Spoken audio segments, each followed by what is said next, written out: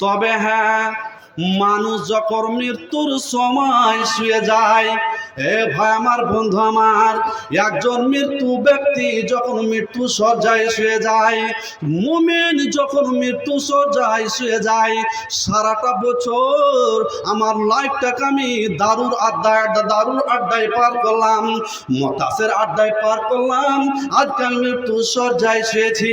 ভাই আমার, বন্ধু আমার, ওই মৃত্যুর সময় যখন ঘনিয়ে আসে, এ মায়ের আমার, বোনেরা, চালাক যদি মহিলা হয় আর মৃত্যুর সময় যদি শুয়ে থাকে বা বসে থাকে, চালাক মহিলা থাকে, চালাক বাবাজি থাকে, ও দেখে যেন বুঝে নিবে যে আরো বেশিক্ষণের মেহমান নয়, কেননা মৃত্যুর সময় ওর চোখের পলকগুলো উপরে যেন ফাল করে চেয়ে তাকায় আর দেখতে থাকে, আজরাইলকে যেন দেখতে থাকে। তার প্রমাণ কোরআন মাজিদের মধ্যে বলছেন, আল্লাহ পাক রব্বুল ইজ্জত বলছেন, যখন মৃত্যুর সময় যখন তার যখনই আরম্ভ হয়ে যায়, এ ভাই আমার, বন্ধু আমার, এ মায়ের আমার, বোনেরা, যখন মৃত্যুর সময় যখন হয়ে যায়, আজরাইল যখন চলে আসেন, আল্লাহ পাক রব্বুল ইজ্জত কোরআন মাজিদের মধ্যে বলছেন, ওয়ালা ইউআখিরুল্লাহু নাফসান ইযা জাআ আজালুহা ওয়াল্লাহু খাবীরুম বিমা তা'মালুন। মানুষের মৃত্যু 12:55 মৃত্যু হবে। এ ভাই আমার, বন্ধু আমার, 12:55 যেন আজরাইল এসে যেন হাজির হয়ে যাবে। সে সময় মানুষকে দেখবে মৃত্যুর সময় তার একটা ঘাম বেরিয়ে আসে। এ মায়ের আমার, বোনেরা, এ বাবাজিরা আমার, মানুষকে দেখবেন মৃত্যুর সময় তার যেন গোড়ালি ভাঙতে আরম্ভ করে। মানুষকে দেখবেন মৃত্যুর সময় ওর যেন কপাল দিয়ে যেন ঘাম বের হয়। নবী আমার একটা হাদিসের মধ্যে বলে দিয়েছেন, মৃত্যুর সময় ও জান্নাতি হবে না, জাহান্নামী হবে। ভাই আমার, বন্ধু আমার, মানুষটা মৃত্যু বরণ করেছে, অথচ মানুষটার দিক দেখে তাকালে যেন মনে হয় যে ও যেন মুচকি মেরে হেসে আছে। এ ভাই আমার, বন্ধু আমার, নবী আমার বললেন, এটা সুসংবাদ, এটা সুসংবাদ। ভাই আমার, বন্ধু আমার, মানুষ যখন মৃত্যু শয্যায় শুয়ে যায়, সে সময় ক্বালান নবী সাল্লাল্লাহু আলাইহি ওয়াসাল্লাম, লাকিনু মাউতাকুম লা ইলাহা ইল্লাল্লাহ। মানুষ যখন মৃত্যুর সময় ঘনিয়ে আসে, শুয়ে যায়, সে সময় নবী আমার বললেন, হাদিসের মধ্যে তিরমিজি শরীফের হাদিস, সে সময় কালমাটা পড়তে থাকো, তার পাশে এমন করে কালমাটা পড়ো যেন ও কালমা পড়ে, যদি কালমা পড়ে নাই তো হতে পারে আপনার কালমা শুনে যদি কালমা পড়ে আর সে সময় যদি তার মৃত্যু হয়ে যায়, তো আল্লাহ আল্লাহ পাক রব্বুল ইজ্জত বলেন তার জন্য সুসংবাদ। এ ভাই আমার, বন্ধু আমার, সে সময় যখন মানুষকে দেখবেন মৃত্যুর সময় ও যখন ফেল করেছে দেখায়, আজরাইল তার রূপরেখাকে চেঞ্জ করে ও যেন খাটে যেন বসে রয়েছে। 12:55 মৃত্যু হবে, সে সময় আজরাইলকে ডিউটি দেওয়া রয়েছে। ও যখন 12:55, 12:54, 59 হবে, সে সময় আজরাইল বুকের উপরে বসে যখন সজোরে হাতটা ভরে বলবে, আখরিজ, ওরে খাবিস না, তুমি বেরিয়েছো। পৃথিবীর বুকে তুমি বড্ড বাহাদুরি দেখিয়েছো, পৃথিবীর বুকে তুই মাস্তানি করেছো।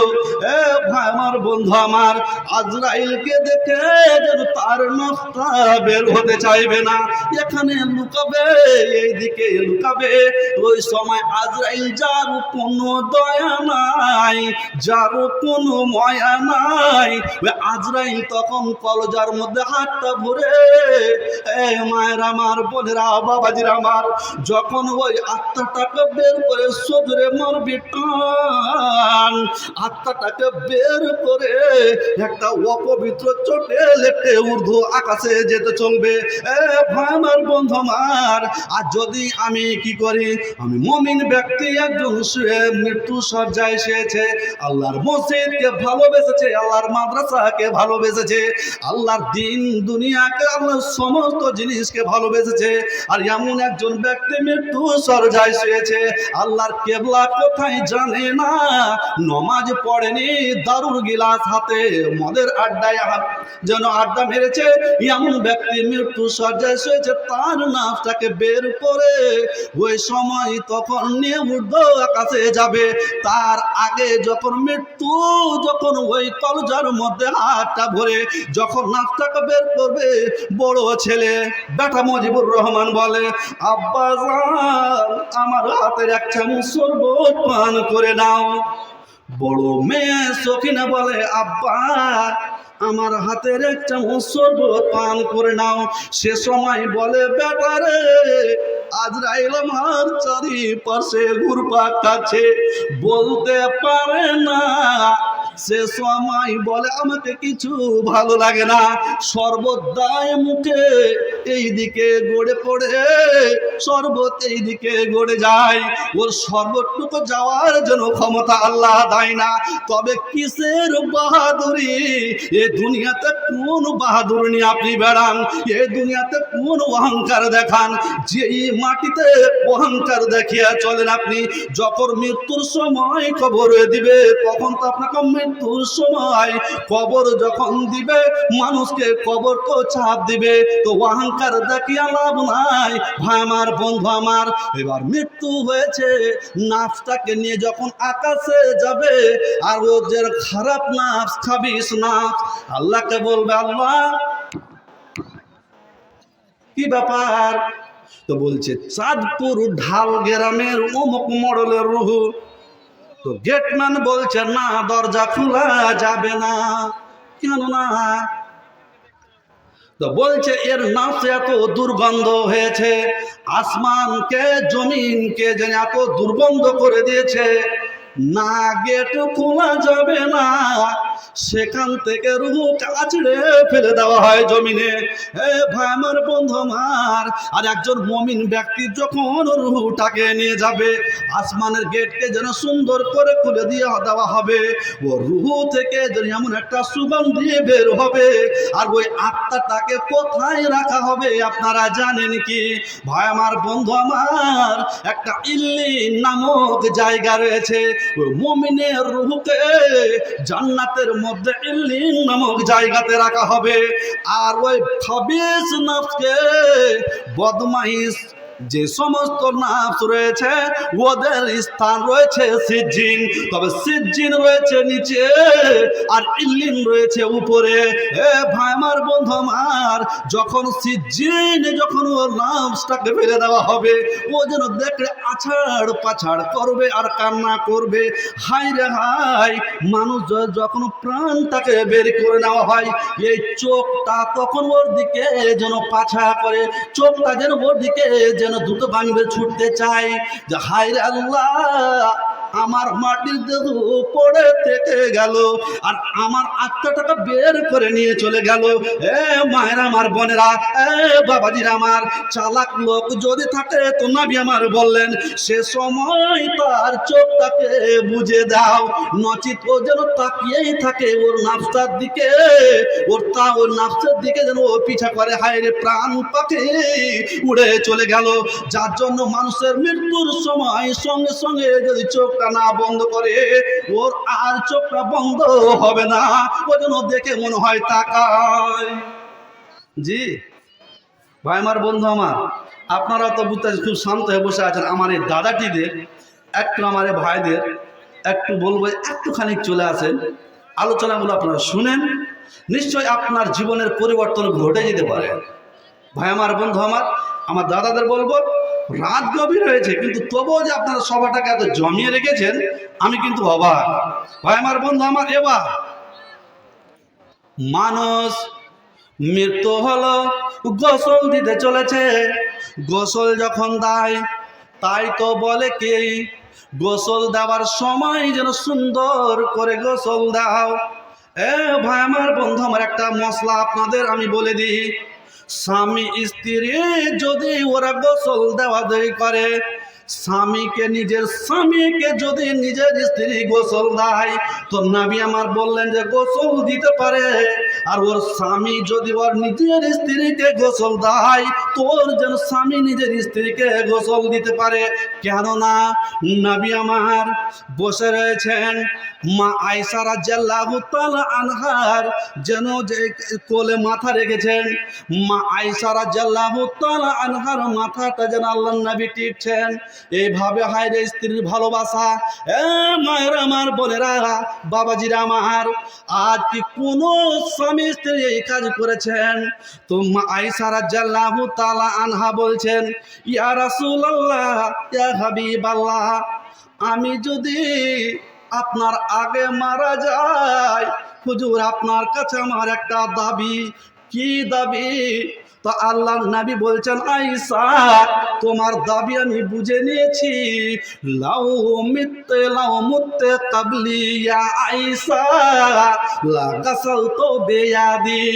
আয়েশা রে, তুমি যদি আমার আগে মারা যাও তো তোমাকে আমি নিজের হাতে গোসল দিয়ে, তুমি যেদিন ছোট্ট মানুষ যখন আমার বাসর ঘরে আসো, তোমার হাতটা ধরে যেদিন তোমাকে আমি বাসর ঘরে নিয়ে এসেছিলাম, আয়েশা আজ যেদিন তুমি মৃত্যু হবে আর আমি যদি বেঁচে থাকি আয়েশা, তবে তোমাকে আমি বললাম তুমি আমার আগে মারা যাও তো তবে তোমাকে কি করবো, লাগাসালতু বিয়াদি, আমি নিজের হাতে গোসল করে, যেদিন তুমি আমার বাহু বলে এসেছিলে সাব্বে জোফাক মানাতে, যেদিন তুমি ছোট্ট অবস্থায় আমার ঘরে তোমাকে আমি তোমার আসল ঘরে রেখে আসবো।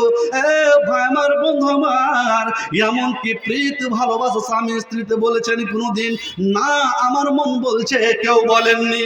তবে হ্যাঁ, স্বামী যদি স্ত্রীকে গোসল দেয় তো দিতে পারে, স্ত্রী স্বামীকে গোসল দেয় তবে দিতে পারে, এটা জায়েজ। আর যদি ওরা দিতে না পারে তবে মেয়ে ছেলেকে মেয়ে গোসল দিবে, ছেলেকে ছেলে গোসল দিবে। ভাই আমার, বন্ধু আমার, গোসল দেওয়া হয়ে গিয়েছে, গোসল দেওয়া কমপ্লিট। ও নাফটা যেন আকলি বিকলি করে কান্না করে, আমার ছেলে বেটা মুজিবুর রহমান কান্না করছে, দেখতে পাচ্ছে আসমান থেকে তার রূহকে আছড়ে ফেলে দেওয়া হয়েছে। ভাই আমার, বন্ধু আমার, কত বড় দুঃখের কথা। সমস্ত পরিবার যেন কান্নায় লোটালোটি করছে। সে সময় বলে আমি কি করলাম, আমার সমস্ত আত্মীয় স্বজন যেন কান্না করছে। ওকে তখন শেষ বিদায় যখন ওকে শেষ বিদায় নিয়ে যখন কাফন পরিয়ে নিয়ে যাচ্ছে, আমি যখন মারা যাব, আমি যখন মারা যাব, আতর গোলা পুছি দয়া দিয়া মাগ পরায় কালাপন। আমি যখন মারা যাব, আতর গোলা পুছি দয়া দিয়া মাগ পরায় কালাপন। যে চারজনাতে কাঁধে করে নিয়ে যাবে অন্ধ ঘরে, সে তো আমার আপন ভাই, আমার সাজাইয়া দিও মাগ পরায় কাফন। যাই হোক ভাই আমার, বন্ধু আমার, এবার আমি একটা কথা বলি, ঠিক রয়েছে, লাশ চলে গেল, একটা জিনিস আমরা বুঝতে পারলাম না। এটাও একটা গুরুত্বপূর্ণ কথা বলছি, আপনাদেরকে শুনে নেন। কেমন কথা? লাশ নিয়ে গেলাম, কবরে লাশকে নামাবো, তার নিয়ম রয়েছে। আল্লাহ যেদিন আমি পৃথিবীর বুকে আমি আগমন করেছিলাম, যেদিন আমি পৃথিবীর বুকে আমি এসেছিলাম, আমার মাথা বেরিয়েছিল আগে, আমার মাথা প্রসাব হয়েছে আগে পৃথিবীর বুকে।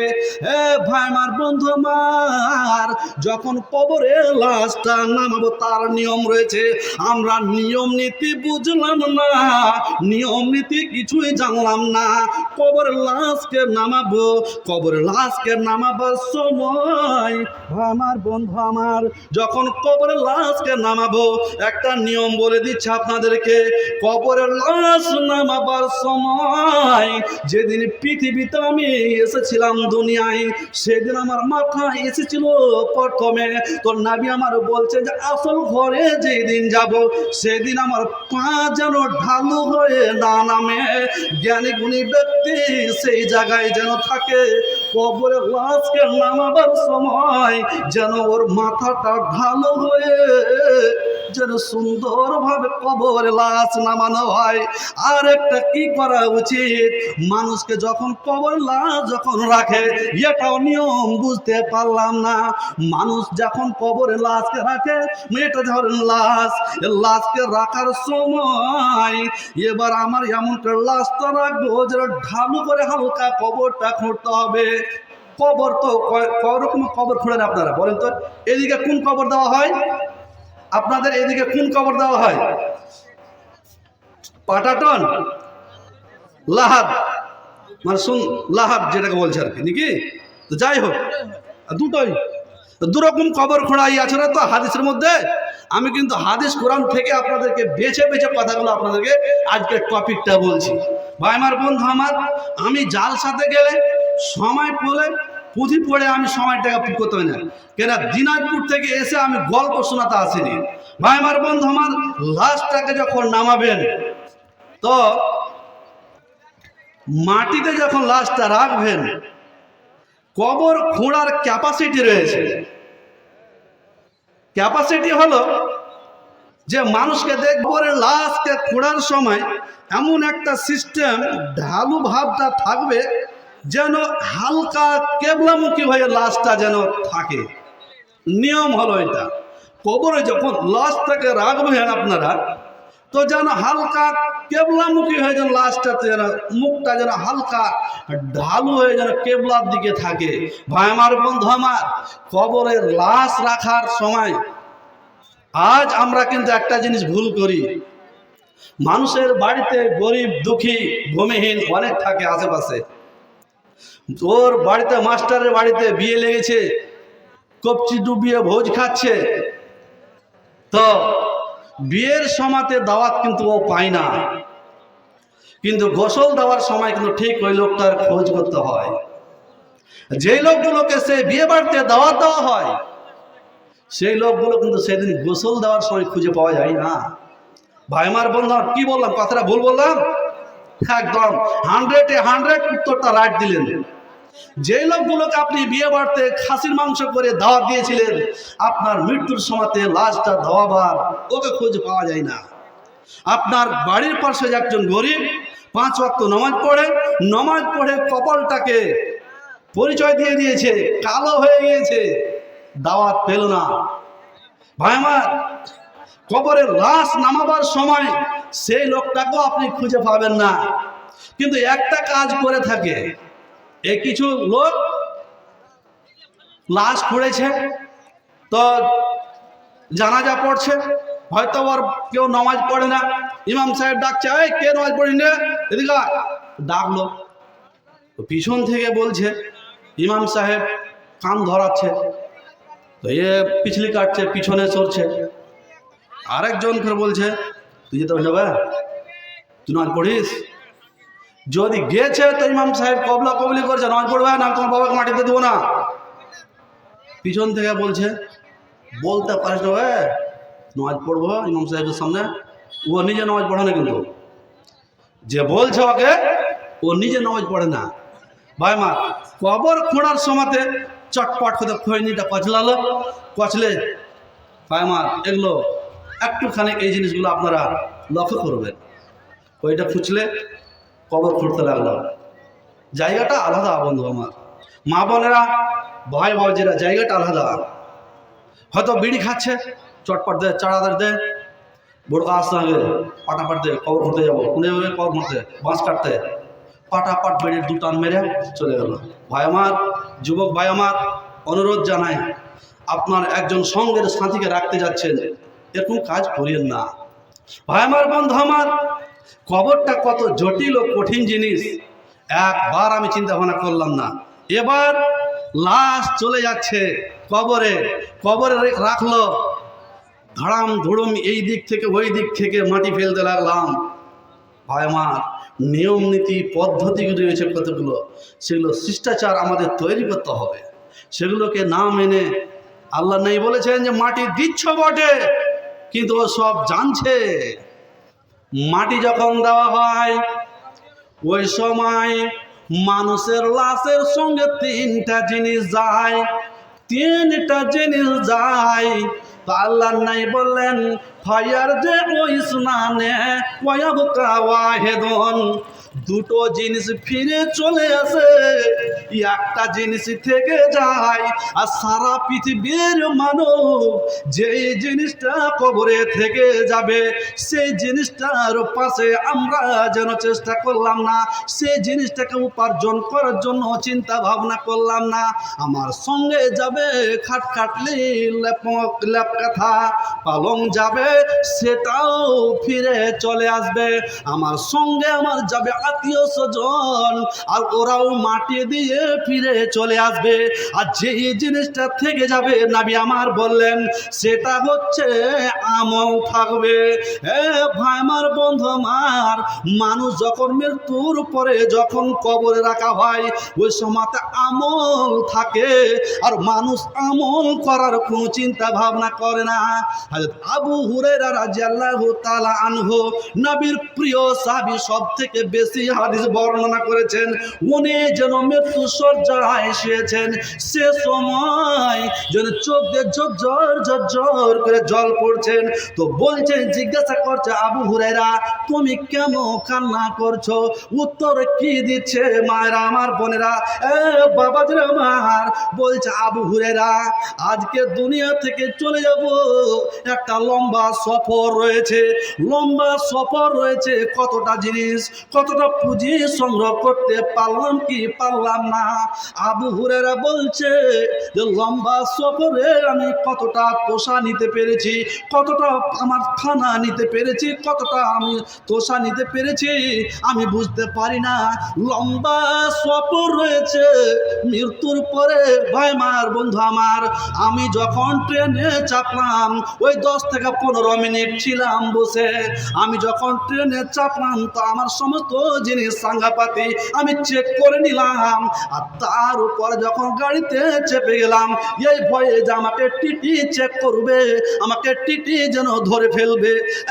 ভাই আমার, বন্ধু আমার, দুনিয়াতে টিটিকে দেখে যদি এত ভয় হয়, মৃত্যুর পরে যে আপনার আমার যে টিটি রয়েছে, মৃত্যুর পরে যে আমার লম্বা একটা সফর রয়েছে, সেই সফরে যে আমার টিটিতে চেক করবে সেটা থেকে কেন আমরা। ইউসুফ আলী 3000 টাকা। মাশাআল্লাহ, আলহামদুলিল্লাহ। ইউসুফ আলী 3000 টাকা। মা আমার, বোনেরা, আমি একটা কথা বলেছিলাম, যদি আমার কোনো মা বোন পড়তে থাকে দানের কথা তো বলা যাবে না। ইউসুফ আলী 3000 টাকা, দুইজন ইউসুফ আলী 3000 করে 6000। মাশাআল্লাহ, আলহামদুলিল্লাহ। রহিম আলী, আল্লাহুম্মা সাল্লি আলাইহি ওয়া আল্লাহুম্মা বারিক আলাইহি। জাকিরনগরের আক্তার মেম্বার 2000। জাকির মেম্বার, জাকিরনগরের ও আক্তার মেম্বার, জাকিরনগরের আক্তার মেম্বার আক্তার মেম্বার